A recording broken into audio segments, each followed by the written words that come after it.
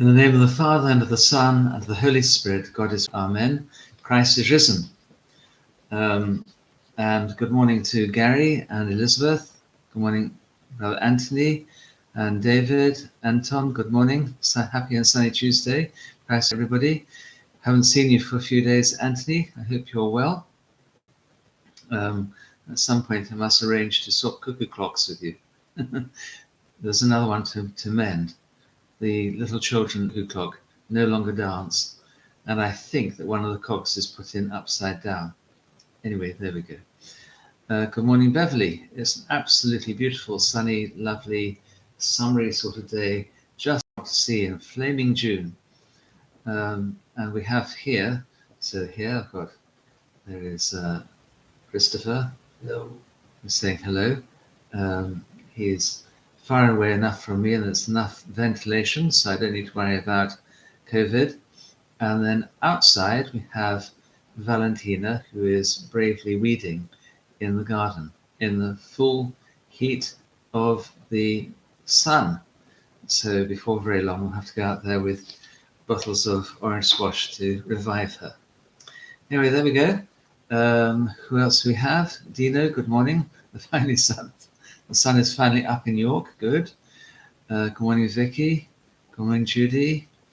Anthony's okay. That's good to know. I can't quite see what it is.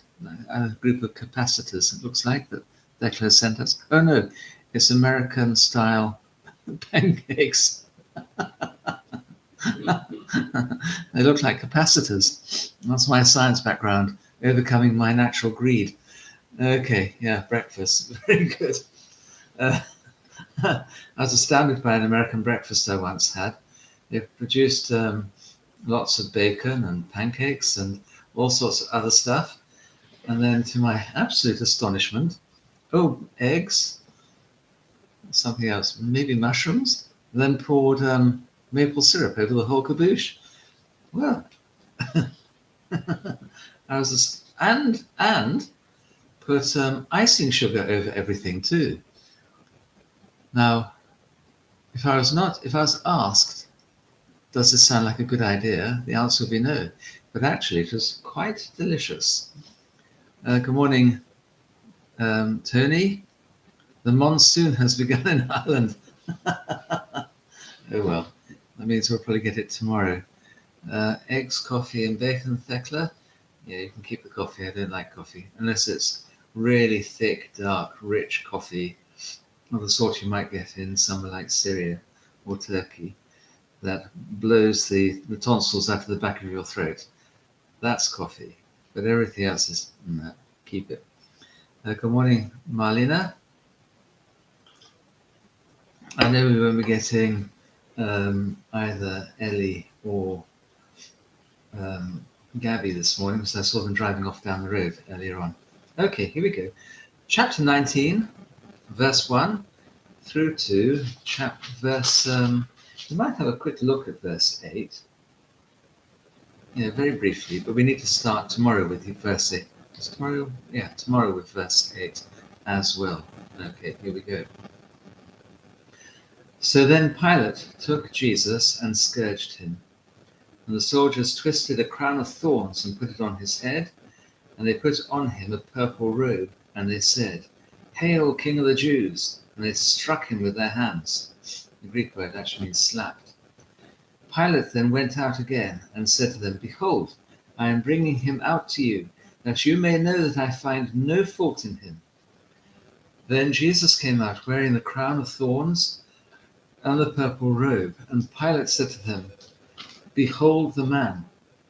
Therefore, when the chief priests and officers saw him, they cried out, saying, "Crucify him, crucify him." Pilate said to them, "You take him and crucify him, for I find no fault in him." The Jews answered him, "We have a law, and according to our law he ought to die, because he made himself the Son of God." Therefore, when Pilate heard that saying, he was more afraid. Okay, we'll leave that there. Horrific, isn't it? Really, truly horrific. And so very believable as well. It's good morning, Stella.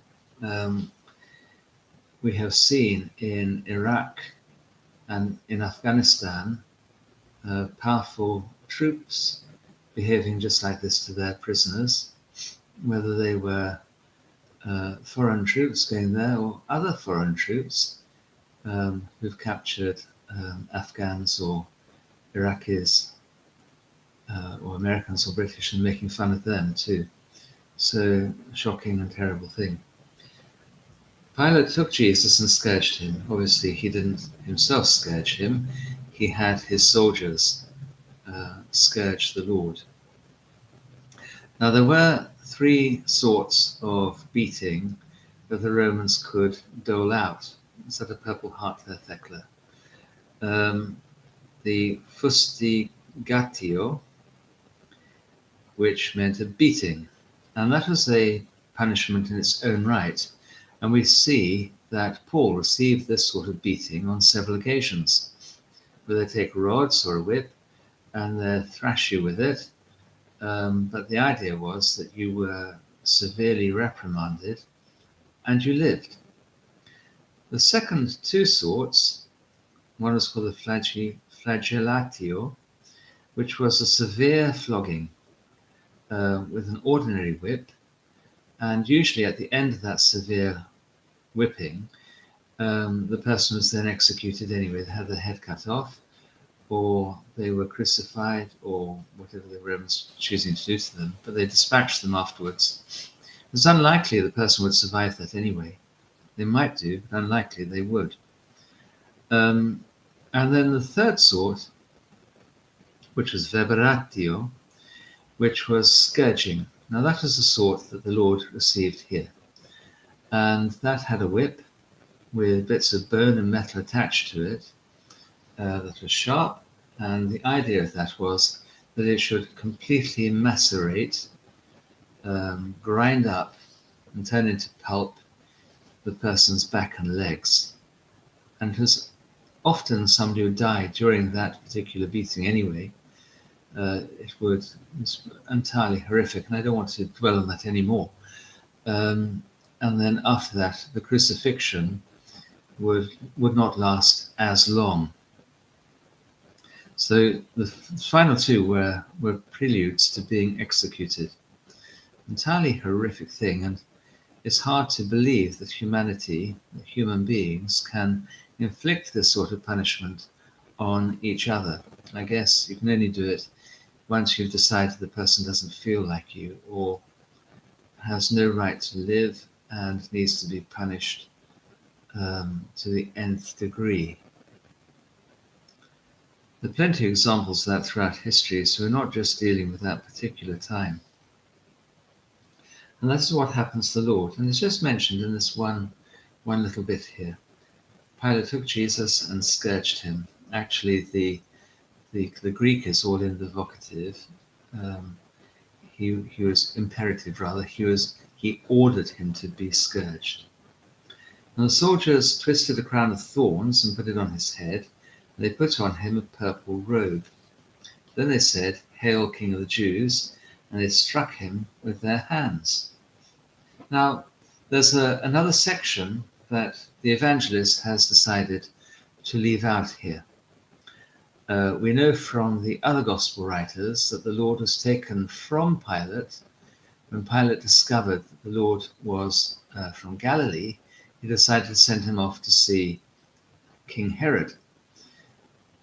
You know, Pilate is doing his best to wriggle out of this. He doesn't want to be left with Christ's blood on his hands because he's sure that Christ is innocent, and he wants to find some sort of way of pacifying the Jews, the Jewish leaders, and at the same time not being responsible for the death of somebody that he feels to be innocent. And that does show that Pilate knew what justice was all about and that he was meant to hand out justice. It also shows that he's in a cleft stick because the Jewish leaders were very capable of whipping up a crowd who would get him into trouble with those in Rome. Anyway, he sends him off to Herod, and Herod shows, he behaves like a bully often does do, and tyrants do. You see this all over the world now. Herod dressed him in a royal robe and sent him back, effectively saying this man is a joke. This the one and only bit of the film Jesus Christ Superstar that I think rings true is the Lord being tried before Herod, where Herod, particularly in the old version, the 1970s version, where in that one, Herod is entirely given up to worldly pleasures and teases and then acts like a bully towards Christ. And that's precisely what happens. And you've got this horrific behavior of somebody or other. Again, a king is there in order to bring justice. That's their whole purpose. Anyway, he comes back from that. The Roman soldiers now see what a great game this is. If the king can do this, so can we. And that's why it is that leadership must be absolutely above board and squeaky clean in its behavior. It's great and notable that in this country, Her Majesty the Queen waited for her own turn before she received the inoculations, as have the rest of the royal family. They too waited their turn, and this is highly commendable. Thus showing that nobody, particularly not people in power, should bounce ahead of others. They need to show that sort of leadership. A friend of mine from Thailand was saying that his own prime minister, who has taken power illegitimately, has jumped to the head of that particular queue. Anyway, the Roman soldiers, they see this is a great game. They keep the purple robe on his head and on his back, and they make a crown of thorns. If you look at the coins of those days, you'll see what they look like. It's called a radiate. And in fact, you could buy and can buy a coin nowadays that is called a barbarous radiate.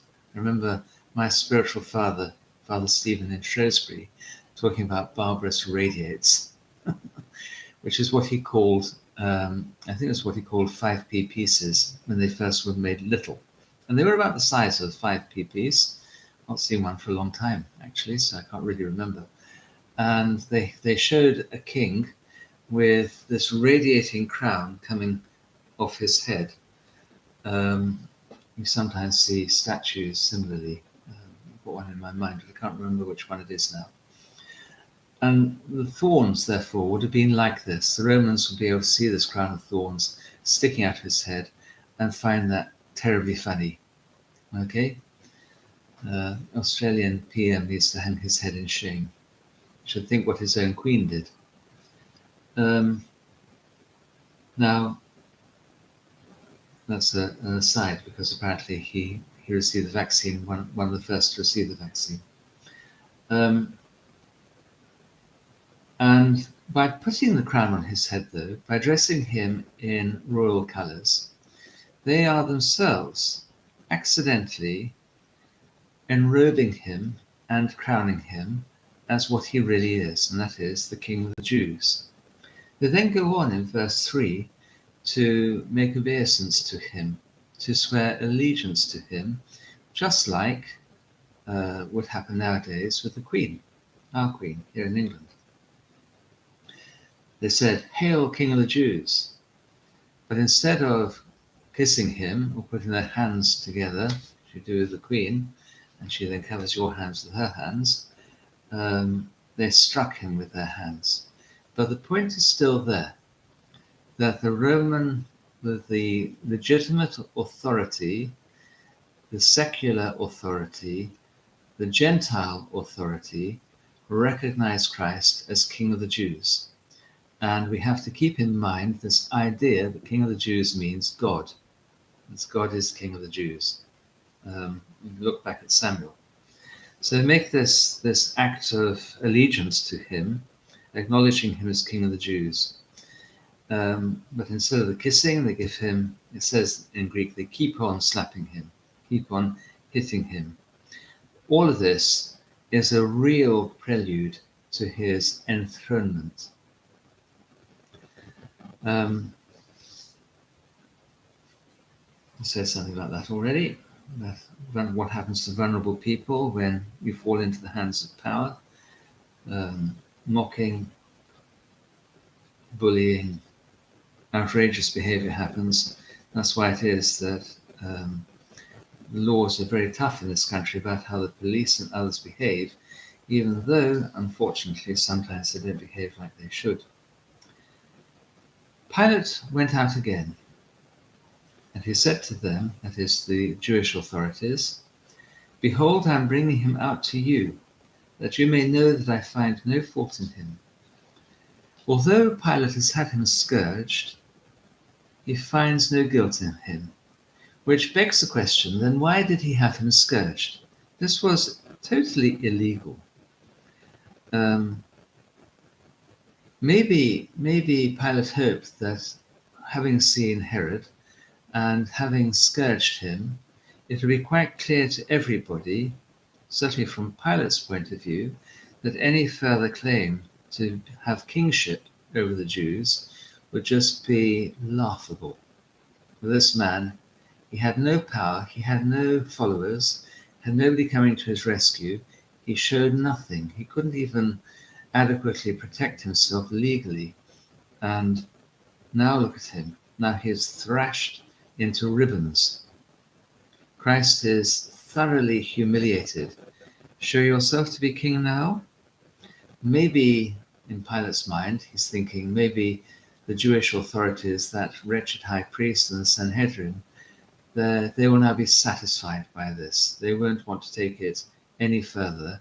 And I can let this man go back to his family, and who knows, he might live.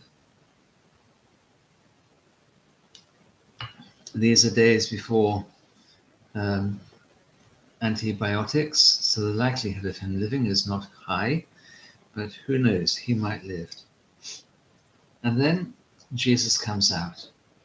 He is wearing the crown, he's wearing the royal robe, and he is covered in blood. And Pilate says, "Behold the man."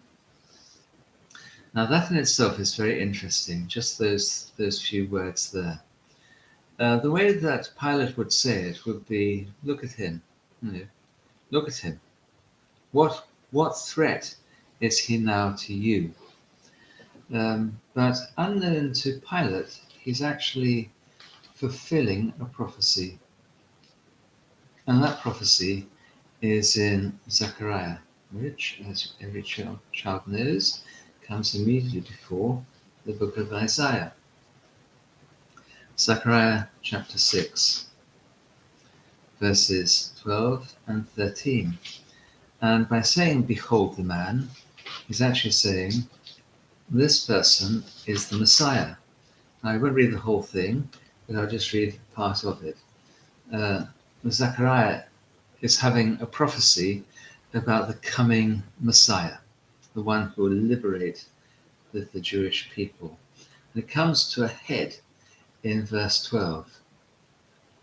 Verse 12, "And you will say to him, Thus says the Lord Almighty, Behold the man, Orient is his name, and he shall rise up from below the horizon, and shall build the house of the Lord. And he shall receive power, and shall sit and rule upon his throne." Okay, that's enough of that. So you can see this is all part and parcel of the solemn coronation of the Son of Man, the Son of God, as the King of Israel. The Lord is now dressed as a king, and he is going towards his throne. The throne, of course, of the cross. And upon that he'll be fixed between heaven and earth. He'll be lifted up. The word is glorified. He'll be glorified upon it. And that is a really important idea within all of this. Read the whole chapter and you'll see how all that fits very, I nearly used the word excruciatingly, in excruciating detail into what we're thinking about today. Okay? So Pilate accidentally proclaims him as the Messiah. The effect of this is absolutely electric upon the Jewish authorities. If they were angry before, now when they see their king, Christ as king, dressed before them, they fly into frenzy. Now they fly into frenzy because Pilate has mocked the whole idea of kingship, which was very important to the Jews. Their own king, Herod, was a false king, but they still had this background idea of the real king of Israel. The real king would be the Messiah. The real king was God.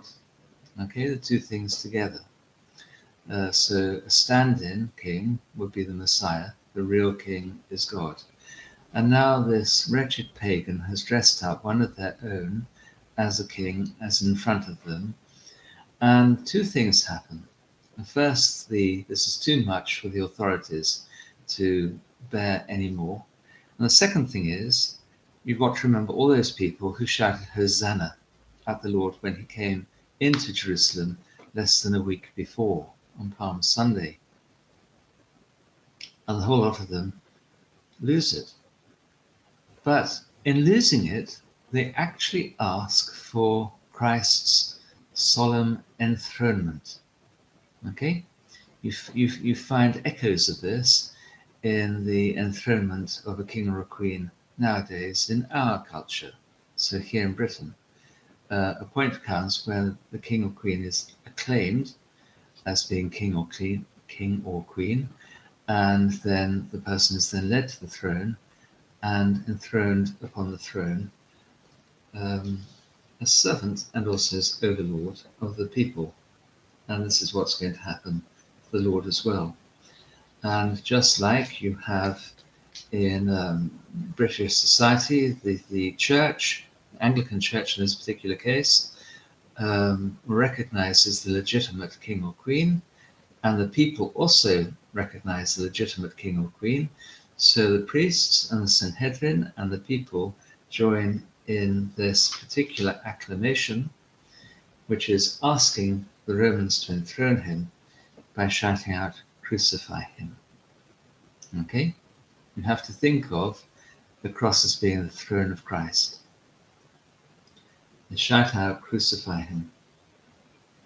Pilate, though, is shocked by this. It's not what he is expecting. And he says, words to the effect, do it yourself. It's a bit of DIY, they can do it. Do it yourself. He himself doesn't want to be involved in this crucifixion. He knows the Lord is innocent of the charges that they have brought. This is not an earthly king. This man is no threat to Rome at all. You want him dead?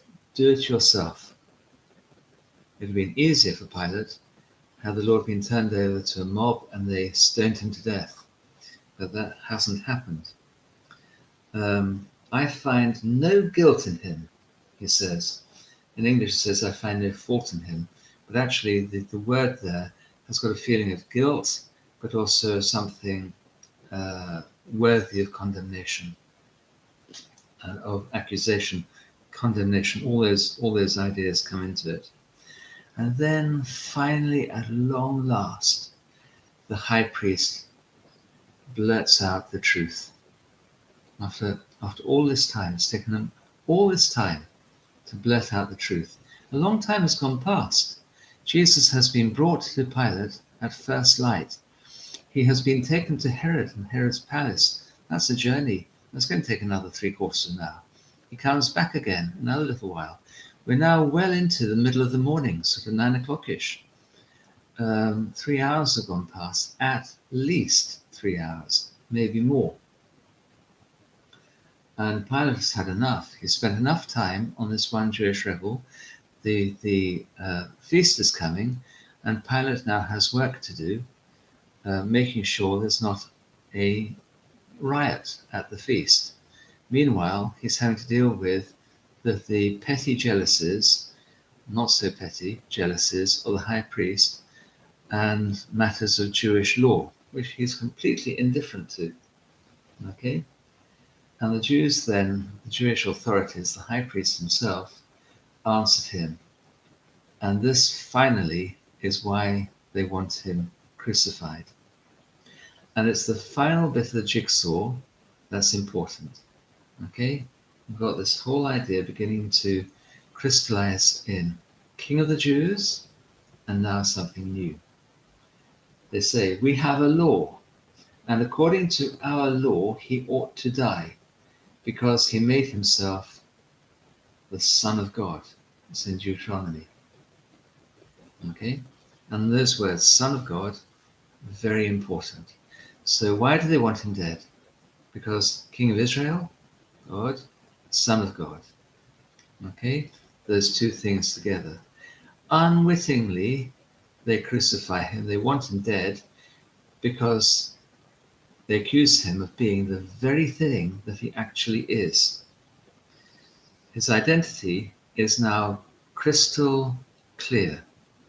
He is the King of the Jews, the Son of God. Behold the man, the God-man. Jesus' real identity is now recognized not only by the Jews but also by the Romans, and they stand in for the whole of the human race. St. John Chrysostom says, they wish to kill him for the very reasons for which they ought to have worshipped him. And that is a horrific thought. Gar, therefore. Therefore, when Pilate heard that saying, he was the more afraid. And we'll start off there again tomorrow. Okay? We'll end there. I hope that you have a beautiful day. Maybe Tony needs to put his flippers on because he's in monsoon conditions in Ireland. But everybody else in Britain, have a beautiful day. It should be slightly cooling down today. Good morning to Marlena. Good morning, Margaret. I think I said hello to Stella already. Popped out suddenly with lots of colour. Good morning, Jovan. God bless you. Okay. So we'll end there. God bless you. And continue, please, to pray for those people I've asked you to pray for, particularly for Simon and Simon of Dino, and Simon who has potential prostate cancer, and also for Tim, who's receiving treatment for cancer at the moment. I haven't heard anything at all about young Joseph Paul, but when I do, I'll let you know. Okay, your prayers, God bless you. Christ is risen.